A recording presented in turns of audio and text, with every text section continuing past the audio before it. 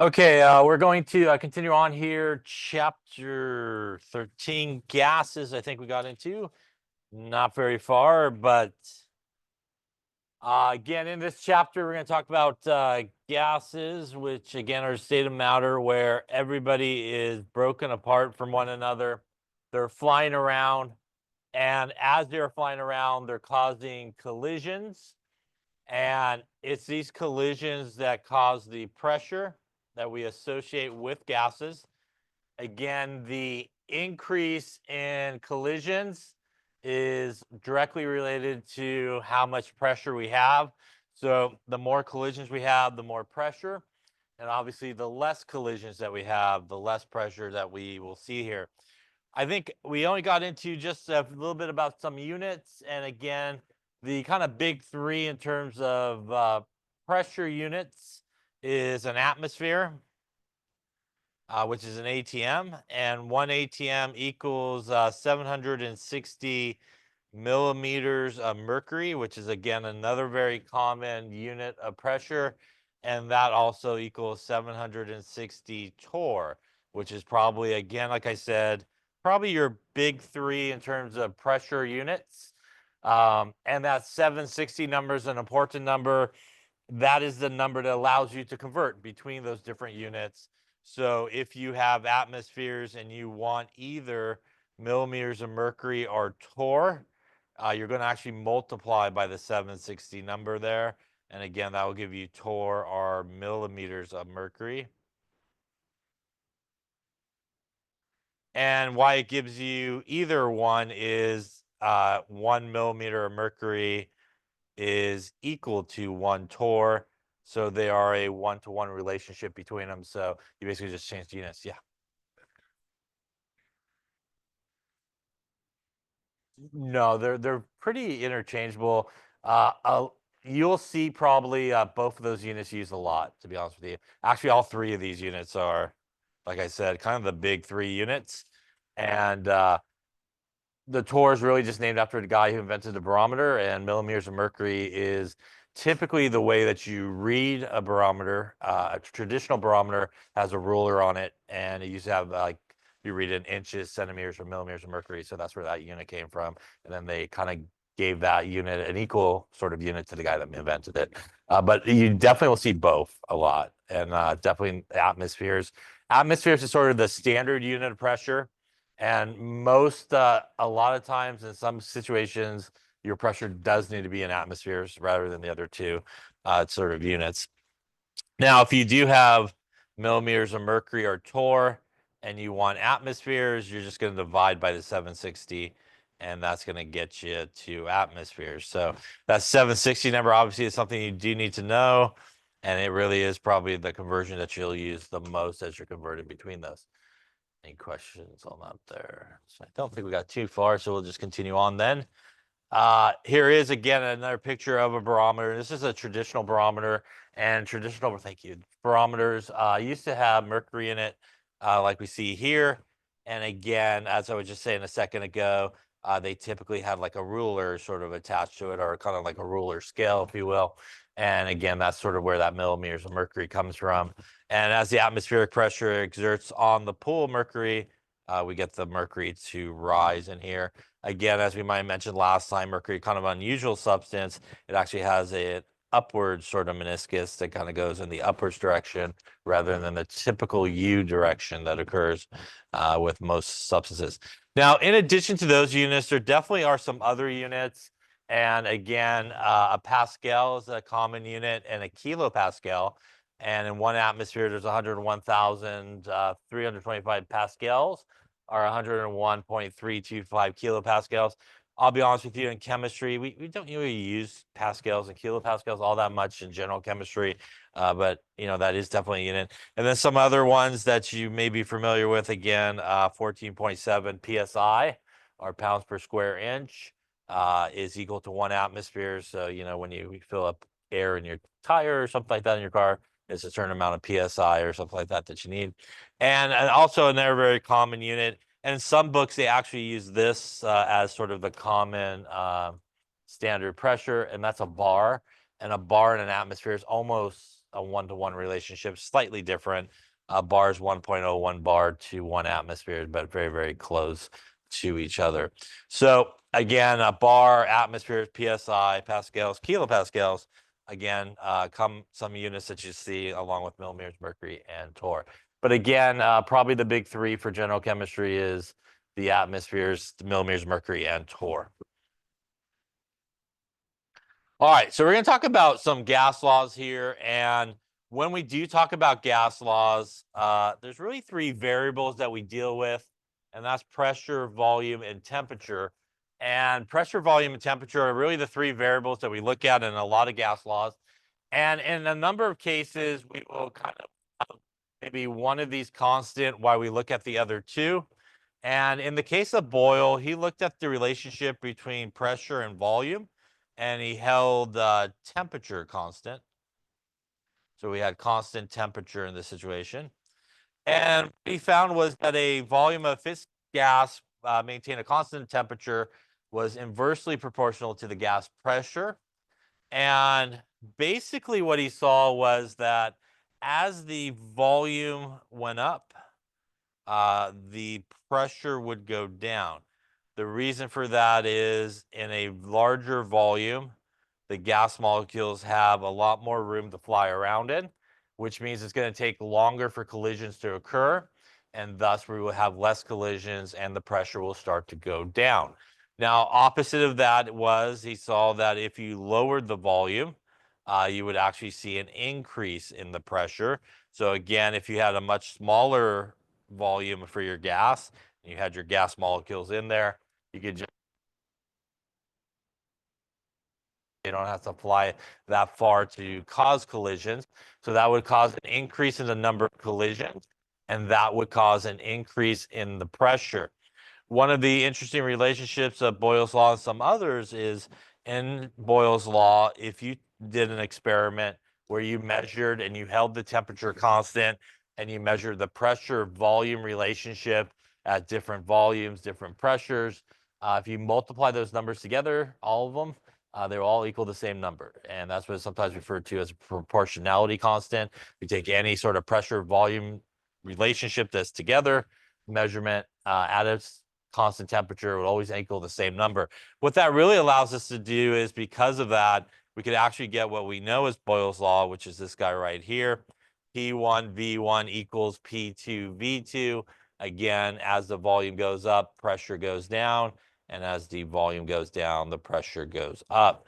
Now, in terms of units, it really doesn't matter in this equation as long as the pressure units, for example, are the same on both sides. So they do have to be the same pressure unit on both sides. And the same thing with the volumes here. It really doesn't matter the units as long as they are the same volume units. So that's the only thing you have to watch out for when you're using Boyle's law here. So kind of like a P1 V1 equals P2 V2. This is kind of like a before and after type of situation. You change something, you change the pressure, you change the volume, change something, and we can see how everything changes accordingly to that. And this obviously, as we talked about a second ago, is at constant temperature. So this is at constant temperature, this situation. So why don't we take a look at a graph here and that shows that, and what we see here is as we go with a much larger volume, we have a much smaller pressure happening. And as we go here to a much smaller volume, we have a much higher pressure occurring here. So again, that is your Boyle's law relationship. One goes up, the other goes down in that situation. So why don't we try one here? We have a balloon that has a volume of 0.55 liters at sea level, 1 atmosphere, goes to 6.5 kilometers, where the pressure is 0.4 atmospheres. And definitely when you're doing gas law problems, it's a really good idea to just pull out the information, sort of label what it is. So here we do have a volume that is 0.55 liters. 1 atmosphere is a pressure. 6.5 kilometers is really useless information here in this problem. We have a pressure that is 0.4 atmospheres, and we are looking for a volume. So again, just look at, although we don't have a lot to choose from at this point, You should hopefully kind of see Boyle's law there if you just kind of label everything. Doesn't matter which ones you make ones and twos. The answer is really no. Most people just go kind of in the order in the problem. So we'll call these ones, these guys two. Obviously, as long as you keep whatever goes together in terms of the numbers. So we'll go here, P1 V1 equals P2 V2. Although it is not written as a fraction, whenever you have any type of gas law, basically, and you move something across the equal sign, they do end up in opposite locations. So in this case, we are looking for V2, which means I need to send my P2 to the bottom, and that's going to give me P1 V1 P2 is equal to V2. And then whatever you are solving for should always be up on top by itself. Yeah. And in this case, we're good in terms of units. We have atmospheres for both of our pressure units. So everything should cancel correctly. We just want to make sure we put everything in the right spot. So 1 atmosphere up on top are 0.55 liters divided by our P2.4 atmospheres. Our atmospheres are going to cancel. That's going to leave us liters as our unit here. And that's going to get us a 1.4 liters in this particular case. Question on that calculation. Now, this is Boyle's law, so we understand the relationship that's happening here. If we look at the pressure, it went from 1 atmosphere to 0.4. In this case, the pressure went down, which means we should expect the volume to go up. And we started at 0.55 liters and ended at 1.4. So that relationship also makes sense based on what's going on. So sometimes it's good to know sort of those relationships just in case you invert a number or something like that to see if your answer sort of makes sense. Any questions on that there? All right, that's what we just did. Now, the next couple of laws we're going to talk about is Charles' law and Gay-Lussac's law. And Charles' law dealt with volume and temperature, and he held pressure constant, while Gay-Lussac's law dealt with pressure and temperature and held volume constant. So these are kind of similar sort of gas laws, but actually some different things occur based on what is being held constant in this case. So let's take a look first off at Gay-Lussac's law, which is actually P1 T1 is equal to P2 T2. And again, this is at constant volume. And that's our Gay-Lussac's law. Now, in this particular case, what happens is because the volume of the container where the gases are being held are constant, what we see occur is if we have our gas molecules in there and we increase the temperature, what's going to happen is those gas molecules are going to gain enough energy that they're going to start flying around a lot faster. And as they're flying around a lot faster, there's going to be a lot more collisions happening as they're flying around in that particular container. And what we're going to see is the pressure is going to start to increase as a result of that. Now, if we have our container here, which is a rigid container, pretty much will not move, and we decide to lower our temperature, basically the opposite is going to happen. Because we lower the temperature, the gas molecules will have less energy, which means they will fly around a lot slower, dramatically drawn here. Much slower moving gas molecule. That's going to cause a lot lower collisions to occur. The result of that is we'll actually see our pressure start to decrease. So here, because the volume is fixed in this case, it will not adjust or anything like that. As the temperature increases, so does the pressure. And as the temperature decreases, so does the pressure as well. Now, when we look at Charles' law here, Charles' law is V1 T1 is equal to V2 T2. This is actually at constant pressure. And in this particular case, we actually see a slightly different thing occur in a sense. So if we had our gas molecules, for example, in here, we'll make a lonely gas molecule, we'll put 2 in there. So in this case, if we increase the temperature in this situation and the volume did not move, we would end up with this situation over here on the right, which is we would start to see the pressure increase. But here we do want to keep it at constant pressure.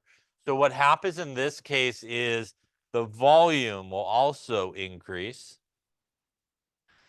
And by doing so, even though the gas molecules are flying around faster, they now have a greater volume to fly around in. And what that does is it keeps the collisions relatively constant to where they were. And because the number of collisions remain constant, because they now have a lot more space to fly around, and even though they're moving faster, we actually will see the pressure remain constant here. So in Charles' law, what we see is the volume will sort of adjust, and that adjustment of the volume is what keeps the pressure constant. Otherwise, if the volume didn't adjust, we would be over here in this situation, and we would start to see the pressure go crazy. Now, vice versa here, if we lower the temperature, what's going to happen is our gas molecules are going to start to fly around slower. So that's going to cause less collisions if the volume doesn't do anything. So what's going to happen here in this case is the volume will drop down to a smaller volume. And because the volume now drops down to a smaller volume, the number of collisions once again remains relatively constant. And that's what keeps the pressure constant. And you can do that, with like a movable piston or something like that, that will kind of go up and down, and the volume can adjust. So we'll see a decrease in the volume. So in the case of Charles' law, which is over here on the left, we have our volume adjusting to allow it to maintain constant pressure. In the case of Gay-Lussac's law, we have no adjustment of the volume because it's constant. You're just out of luck in that situation. So if the temperature goes up, you'll see the pressure goes up.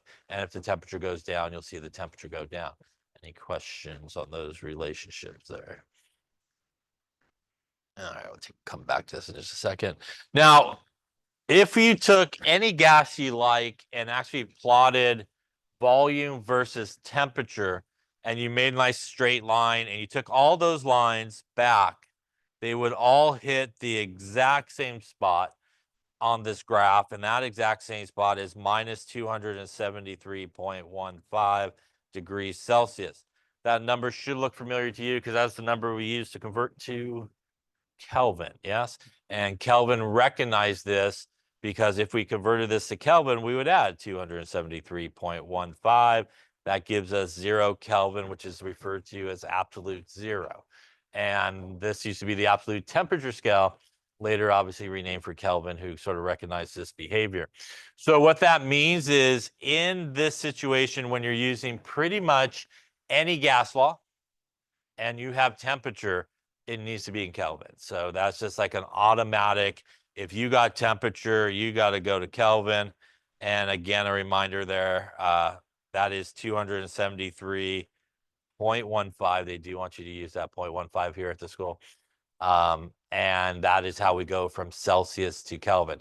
Now, even in situations where they may give you the temperature in Celsius and they may ask you to give the answer in Celsius, you still need to convert it to Kelvin to go into the gas law. And sometimes people think, oh, well, they gave it to me in Celsius. They want the answer in Celsius. I don't really need to do the conversion. So you do always got to do the conversion when you go into the gas law and then convert it out of Kelvin back to whatever unit you're looking for, if you would like the right answer, which I imagine you probably would in most situations. So we can have our Charles law sort of dependencies here and our Gay-Lussac's law there. And again, pretty much these gas laws and all gas laws, Kelvin is the temperature. It's almost like in a gas law problem, really the first thing you should just do is add 273 to the temperature, because probably 99.99% of the time, you're going to be given that temperature in Celsius, and it's just an automatic sort of conversion. Now, in terms of the other units here for both of these, again, does not matter. You could do the volume on the guy on the left there. They could be any unit you want, again, as long as the volume are the same, so everything cancels out correctly. And same thing with the pressure on the right. You could use any pressure unit you want, again, as long as they are the same units on both sides, so everything cancels out. So really here, the most restricted guy has to be the temperature, always is Kelvin. But again, the units of the others can be really any unit you want. You just can't mix. So if you have like a liter on one and a milliliter on the other, you could choose which one you want to use, but they can't be different. And same thing with the the pressure, if you have an atmosphere on one and like a torr on the other, you got to get them into the same unit. And again, it doesn't matter which one you choose. Any questions on that there? All right. Let's try one here. In an experiment, 452 milliliters of a gas in a light bulb goes from 22 degrees Celsius to 187. What is the final volume?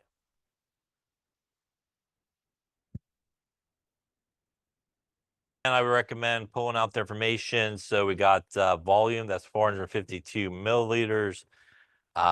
We have a temperature that's 22 degrees Celsius. We have another temperature that's 187 degrees Celsius. And here we are looking for a volume. So again, we have a few to choose from. There's obviously no mention of pressure as constant. So none of the ones with pressure would be good. And you could hopefully kind of see almost Charles' law just looking at it when you do that. We could call these ones, we could call these twos. Once again, almost automatic here. We got to convert our temperature into Kelvin. So we need to add our 273.15 to each of those. And that's going to get us here, looks like 295.15 Kelvin and 460.15 Kelvin. Again, here, volume's okay because all that means is when I solve for volume, it's going to be a milliliter. So that would just be the same unit when I solve. So we're going to go V1 T1 is equal to V2 T2. Here we're looking to solve for V2. It's up on top. That means our T2 needs to go to the other side, and it goes again in the opposite location, and it'll end up as V1 T2 T1 equals V2. So again, now we got everybody rearranged correctly. We want to make sure we get everybody in the right spot. So V1 here, 452 milliliters. T2, which is our 460, divided by our T1, which is our 295.15 Kelvin. Again, the Kelvins are going to cancel, going to leave us milliliters here. That's going to get us here 452 times 460.15 divided by 295.15. It's going to give us about 700 and we'll go 5 milliliters. Once again, this is Charles' law, which we know from Charles' law that as the volume goes up, the temperature goes down. Sorry, that's wrong. Say again. As the volume goes up, so does the temperature. And as the volume goes down, so does the temperature. So in this situation, our temperature went up, which means, again, we should see our volume go up. So it went up from 452 to 705. So that does make sense here, again, based on the relationship that we see with Charles' law. Any questions on that there?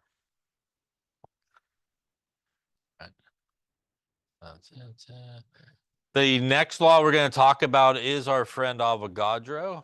Good talk. Let's go back. Now, Avogadro had a number, so why not have a gas law? And when we think about Avogadro, we think about our friend, the mole, right? 1 mole of something equals 6.022 times 10 to 23 atoms or whatever it may be. So his gas law does involve moles, and moles is basically represented with an N in gas laws. And his relationship here is V1 over N1 equals V2 over N2. This is actually at two things held constant. This is at constant pressure and temperature. So at constant pressure and temperature, V1 over N1 equals V2 over N2. The relationship here is really as the number of moles increase, so does the volume of the gas. They sort of increase almost identical to each other.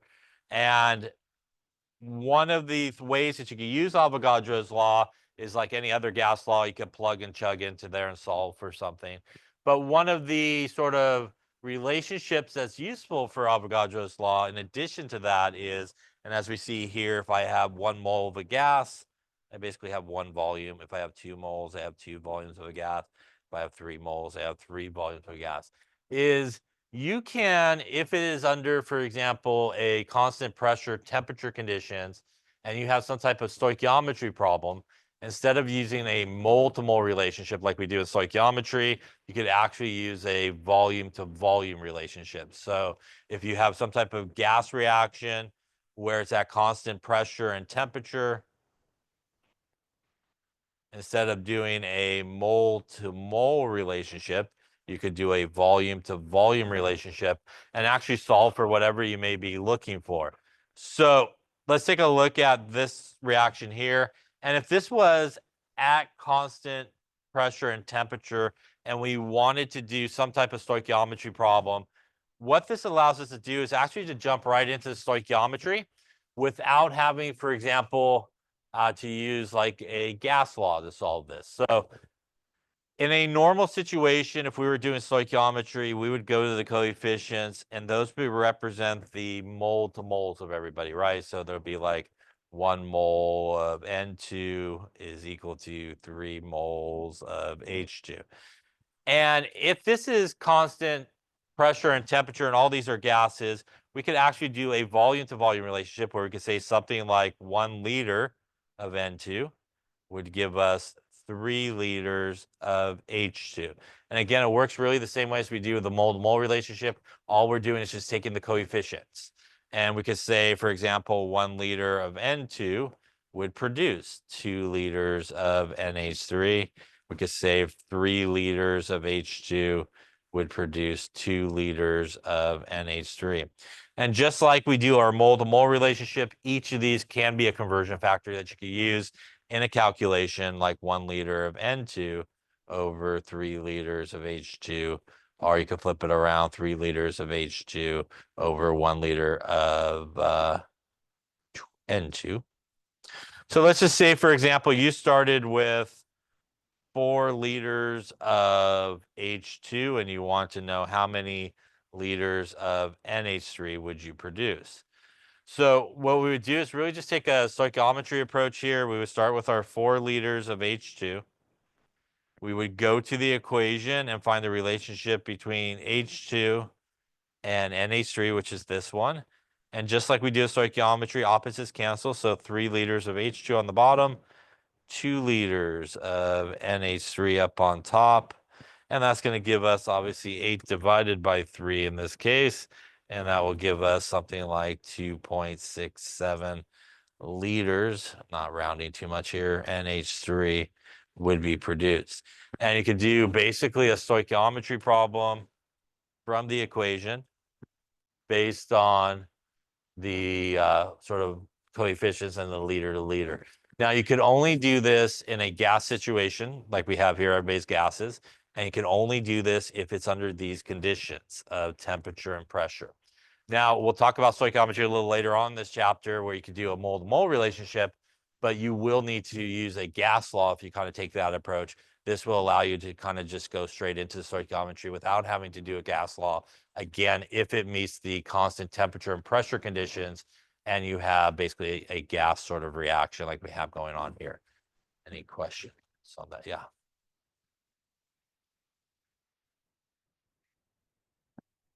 Yeah, technically it could really be any volume unit as long as sort of obviously if you were using some other volume unit, you would use, the liter to liter or milliliter to milliliter, but usually liters is very commonly sort of used.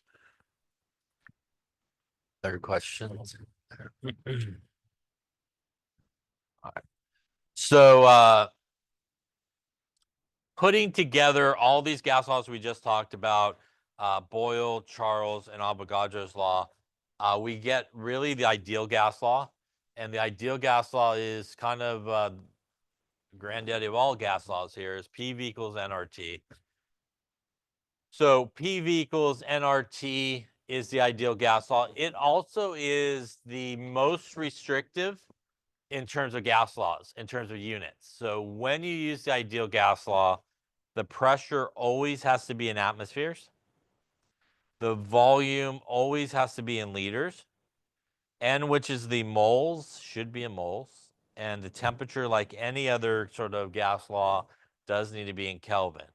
And all those guys has to be in those units for it to properly work. The reason for that is actually R. And R is the gas constant. and R has a value of 0.08206 is the value of it. Now, some people will round this, and I'm okay if you want to round it. I just use 0.08206 because that's what they beat into my head, and I can't get it out. But a lot of times books will round to the 0.0821 is fine. Now, more importantly, where I got cut off over there, so I'll come back over here and write it 0.08206. It has units of liters times atmosphere divided by Kelvin times mole. So that is the value of R. That is a constant value that you always have available to you, but is probably never, ever mentioned in a problem. Yeah, so they just assume you know that number and just assume you know you should use that number in problems, but they'll never tell you, hey, you have R or something like that usually in these problems. So this is just a number that you just think to yourself, oh, I always have that if I need it to use. And if you're not sure what the units of the other people should be in the ideal gas law, but you are sure of these units for R, that is where all the other units come from. They all have to cancel out. So that'll tell you what the units of everybody else needs to be when you go in there. So this is also very different in ideal gas in the terms of what the gas laws we saw previously. This is kind of like a one and done situation. There's only one pressure, one volume, one temperature. There's no two of everything like we saw previously. So that's how what should push you to use this one is you kind of see you only got like one of everything going on. That's probably what you should use. What is an ideal gas? Well, an ideal gas, as we'll talk about, really there's two things that sort of make something an ideal gas. One thing that makes something an ideal gas is under normal conditions of temperature and pressure, like our normal sort of room conditions and stuff like that, the volume of the gas itself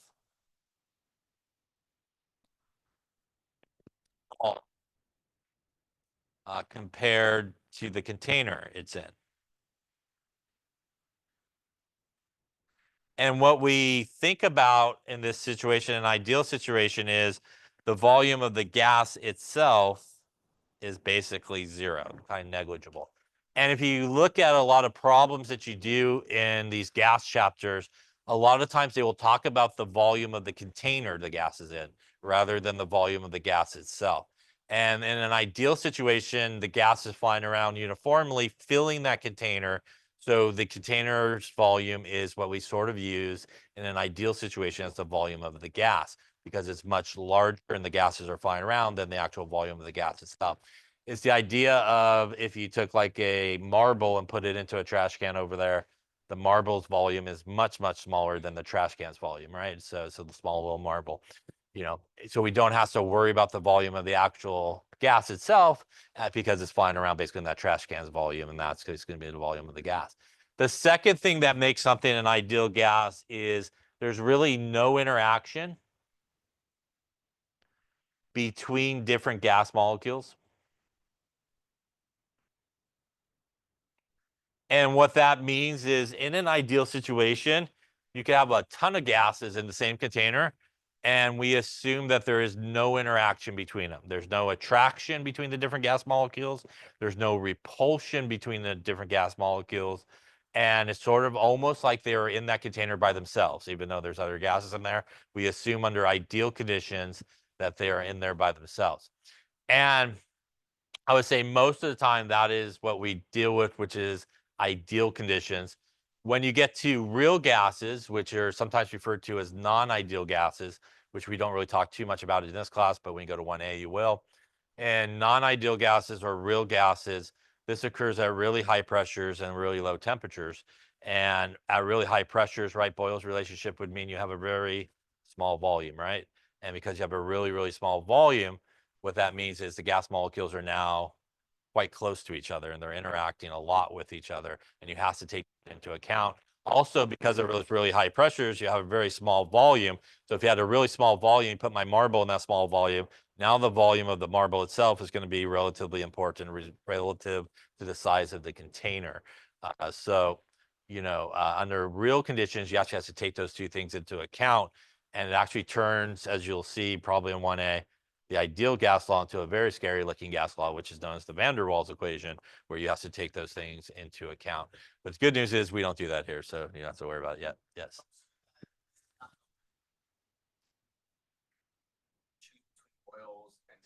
Yeah. So again, you want to choose based on sort of what's given to you. And that's what I was talking about when you work these problems. It's a really good thing to do. It's just pull out the information, label what it is. Is it a pressure? Is it a volume? Is it a temperature? And almost by just doing that, when you look at what you labeled, you could probably pick out what gas law is probably the great one to use in this situation. All right. Any questions on that there? Now, a couple other relationships that's important in terms of gases is, we'll start with this one, which is STP. And STP stands for standard temperature and pressure. And as we talked about, it is actually values with that. So when somebody says at STP, the temperature they're talking about is 273.15 Kelvin, or 0 degrees Celsius, basically. And the pressure is 1 atmosphere, or really 760 torr millimeters of mercury. But this is basically STP conditions. So if you come across a problem and they say, what is the pressure or what is the volume at STP? They are actually giving you values. And again, they won't tell you what those values are. You just need to know that when it says STP, temperature is 273.15 Kelvin, and the pressure is 1 atmosphere. So they are sort of giving you those numbers without giving you those numbers by just saying STP.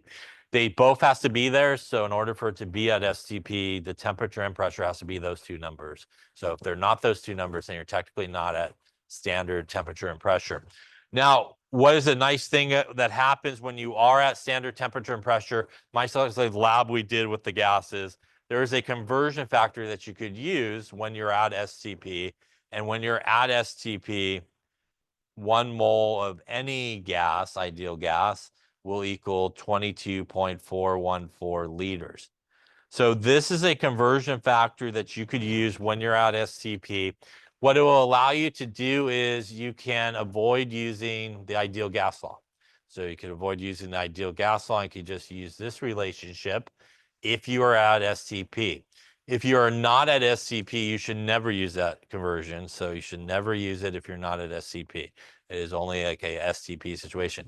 So the good news is, if you don't want to worry about that conversion and using it in the wrong situation, you could always use the ideal gas law for any situation, STP, non-STP conditions. You could just use the ideal gas law. So again, if you don't want to worry about that conversion, just go right into the ideal gas law. Use 273.15 for the temperature, use 1 atmosphere for the pressure, and you'll be in good shape and you can use it. So ideal gas law is really a universal gas law. It can be used for any conditions, for any gas. You're good to go with it in any situation. But if you want to shortcut and you remember, and you want to use this relationship, you could kind of shortcut using the ideal gas law under STP conditions and get there. That is, by the way, how we get to our value of R. If you solve from the ideal gas law for R, that's PV over NR, PV over NT. 1 atmosphere is STP, temperature 273.15. The volume would be 22.414 in 1 mole.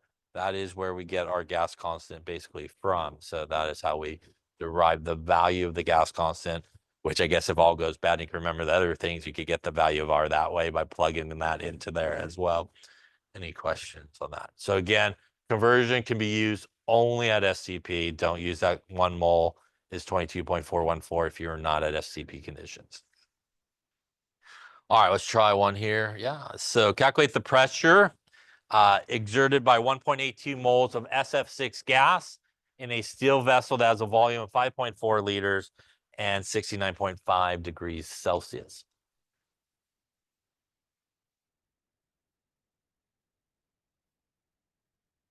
Okay, so let's take a look. So once again here, we are looking for a pressure. We have moles given to us, which is N. We have the volume here, 5.43 liters. We have our temperature, which is 69.5 degrees Celsius. So again, if you just kind of look at it, we have 1 of everything. So that pretty much eliminates all the previous ones because there's no 2s. So that should push us towards the ideal gas law in this case. Again, like I said before, you always have the value of R, and it's usually never mentioned or given to you in these problems. And again, that's our 0.08206. It has all four of those units, liters times atmosphere, Kelvin times mole. That's, again, a good way to make sure everybody's in the right units. In terms of units here, moles are good. That's in liters, so that's good. Like normal here, 273.15 to convert our temperature into Kelvin. That's going to get us here 69.5 plus 273.15, a 342.65 Kelvin. So in this case, PV equals nRT. Again, we are looking for pressure. Although it is not written as a fraction, everything's on top, which means the volume will go to the bottom on the other side when we basically divide it over. That will give us P is equal to nRT divided by V. Putting in our numbers here, 1.82 moles. Our gas constant, atmosphere, Kelvin, mole. Our temperature, 342.65 Kelvin, all divided by our volume, which is 5.43 liters. The moles will cancel, the Kelvin will cancel, the liters will cancel. That's going to leave us just atmospheres left over, which is good because we're looking for a pressure. That's going to give us 1.82 times 0.08206 times 342.65 divided by 5.43. Going to get us something like a 9.42 atmospheres in this particular case. Question on that one there. Yeah.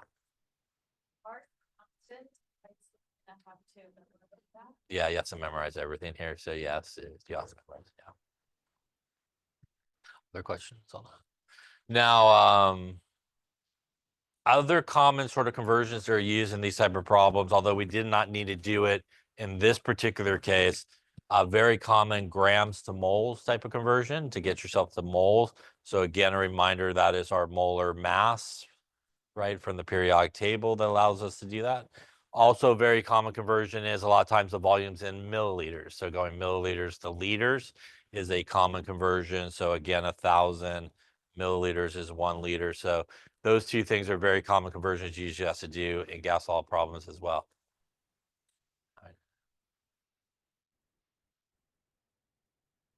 That's what we just did, I think. No. Let's try this one here. Calculate the pressure exerted by 32.5 grams of SF6 in a volume of 252 milliliters and a temperature of 45.5 degrees Celsius. Sulfur 3207, fluorine 19, I think.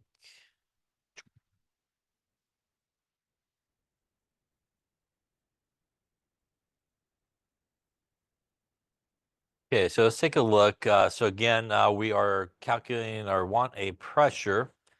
We have grams of 32.5 grams. We do have a volume of 252 milliliters and a temperature of 45.5 degrees Celsius. Clearly, we have one of everything. Although we are not given moles, we could definitely get to moles here from our grams. So we really have our PV equals nRT sort of formula that we want to use. We do have some sort of conversions here to do. So we do need to take our grams to moles. So that is 3207 for our sulfur, plus 6 times 19 for our fluorines that are there. That's going to give us a molar mass of like 146.1 grams per mole for SF6 in this case. We're going to use that to convert our grams into moles. So we have our N value that we need. So 32.5 grams of SF6. Using the molar mass we just calculated, dividing by the grams, 146.1 grams per mole. That's going to get us here, looks like 32.5 divided by answer. We'll go 0.2225, not to round too much here. SF6. Like normal here, we'll add our 273.15 to our temperature to get it into Kelvin. Again, that should almost be automatic, pretty much. 318.65 Kelvin. Also here we're in milliliters, which is not going to work good. Again, we do need it in liters when we go into the ideal gas law. So we'll do that conversion there. 1,000 milliliters is a liter, 0.252 liters. Again, the reason for that is R, as we talked about before, 0.08206 liters, atmosphere, Kelvin, and mole. And once again, those are the units everybody needs to be in so that it properly cancels. At this point, we could solve for pressure just like we did previously, and that'll give us nRT divided by V, bringing basically V to the other side. And that will get us our N, which is 0.2225, our R, 0.08206.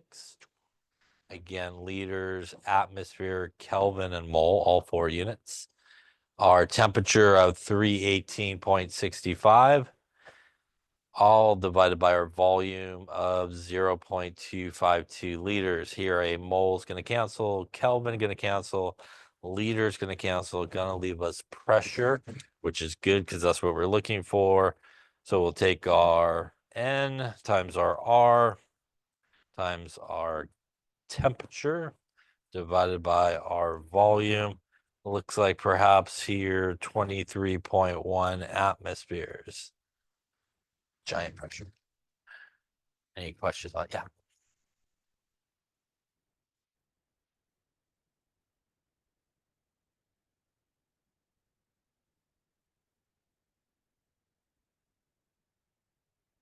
It's 19.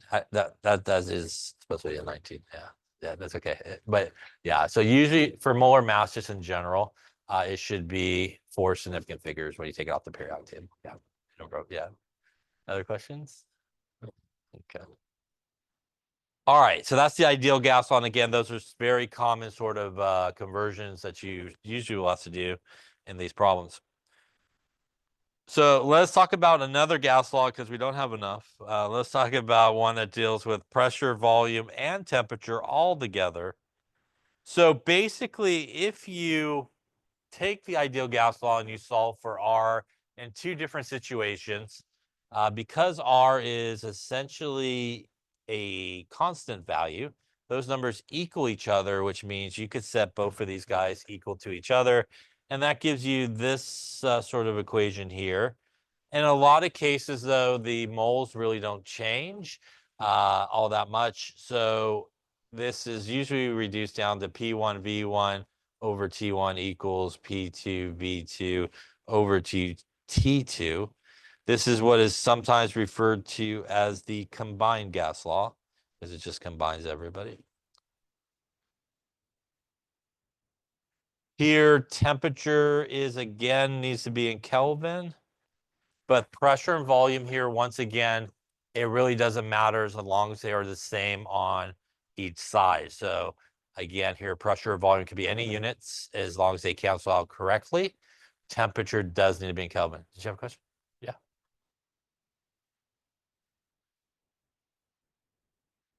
So it's just what the pressure would be if something is so, and all these ones where you have kind of like a 1 and a 2 type of thing, all those equations, you could think of like the ones, for example, as like the original conditions.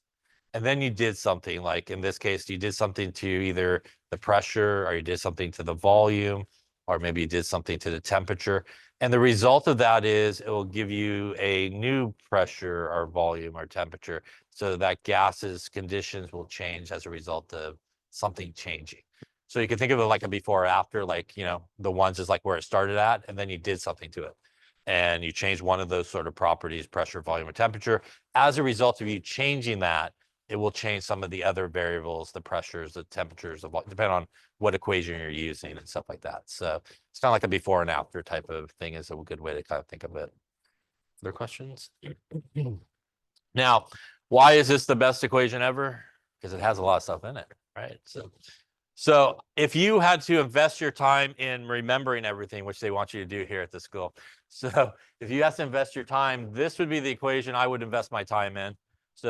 And I would actually invest my time in learning this version of the equation that actually has the moles in it. And the reason why you would want to maybe do that is, let's just say you remember this equation, and maybe that's the only equation you remember, and you come across a problem and it doesn't mention anything about moles, it doesn't mention anything about temperature, or they tell you it's held constant. All you have to do is just scratch that out on each side. And now you are left with our friend Boyle's law here. Yeah. Now, if you remember this equation and only this equation, and you come across a problem where they don't mention anything about pressure or moles, or they tell you you're held constant, all you have to do is just scratch out pressure and moles on each side. And lo and behold, there's our friend Charles' law appears. If you take this equation here, and again, it's the only one maybe you remember, and you come across a problem that doesn't mention anything about volume or moles, or you're told they're held constant, just scratch out volume and moles on both sides. And looky, looky, there is Gay-Lussac's law.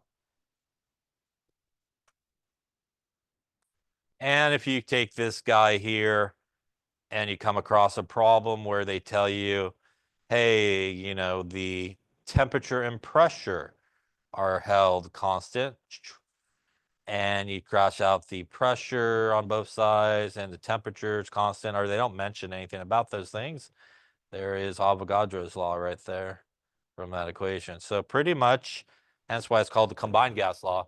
You can get every other gas law we just learned by basically just scratching out on both sides whatever's not given to you, whatever is held constant. You'll have all the other gas laws you need. So if you have to invest your time, I would remember this one. You could also, if you are creative enough, get the ideal gas law from this. But if not, you could just add the ideal gas law to your list there.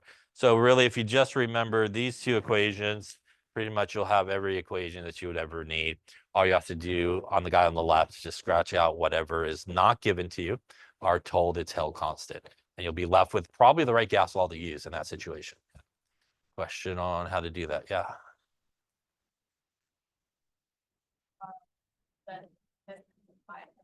This one? Well, all you have to remember is how we got there, which is what we saw on this page. That's equal to R. And then, so basically all you would have to do is, okay, I know I just need one set of conditions and what I'm missing is R, right? And then you could rearrange it at that point if you want to whatever you want to solve for. You would just have basically, you know, what we had on the previous slide there, P1 or PV over NT equals R, basically. So that's the way you can remember it now. Other questions on that? Yeah. Know which law belongs to who. Yeah, you should know that you really should know the names of the laws, and you should know those kind of relationships we talked about. You know, one goes up, one goes down, towards like volume pressure, or one goes up, the other goes up. You know, those are good things to know for sure. Yeah. But if you need to in a pinch, you know, kind of figure out, you know, what the formulas are, that's a great way to remember them. RCM is still a great way to remember it, you know, because what that'll allow you to do, for example, is all you have to remember, for example, for Boyle is it involves pressure and volume, right? So when you scratch out everything, you're left with just pressure and volume in this one. That's Boyle's law you're looking at, right? If you remember, Charles' law is like volume and temperature. Then when you scratch out everything, you're left with just volume and temperature. It's Charles' law. So you don't have to necessarily remember to necessarily the actual formula per se with the name, but if you remember what those each deal with, you know, then you'll know when you get to it here which one you're dealing with. Yeah. So it's also a way you can kind of do. Other questions? Okay. Well, let's try one here. Consider the sample of oxygen gas at 27 degrees Celsius with a volume of 9.55 liters and a pressure of 2.97 atmospheres. The pressure is changed to 8.25 atmospheres and heated to 125. What is the new volume?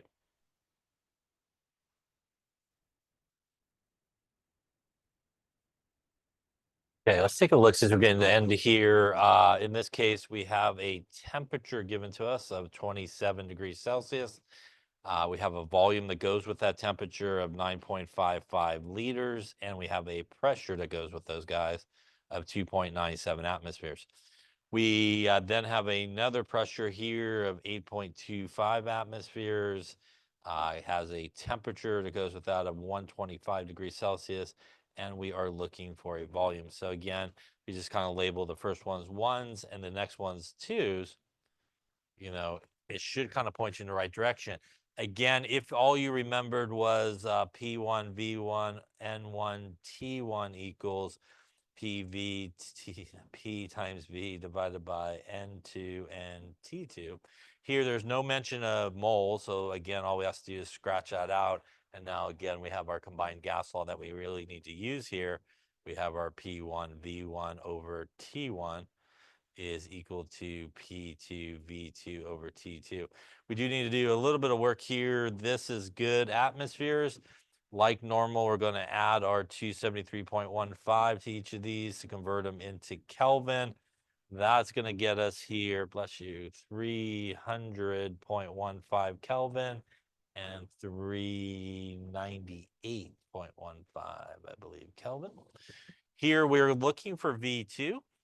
That means that T2 has to go to the top and P2 needs to go to the bottom. Again, opposite locations when you move across the equal sign.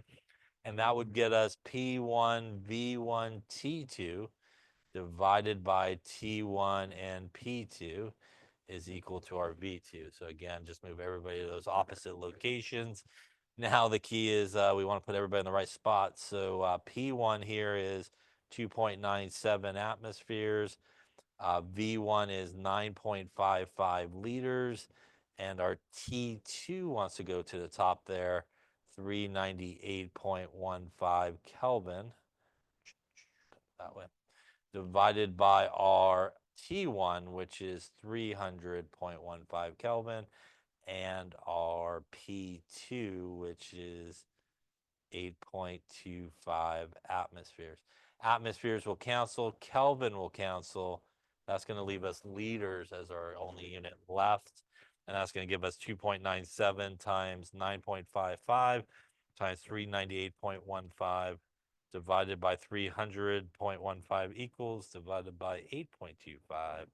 Going to give us a volume here of 4.56 liters, matching the units there from the first one. Any questions on that one there? All right, we'll lay it up there for now.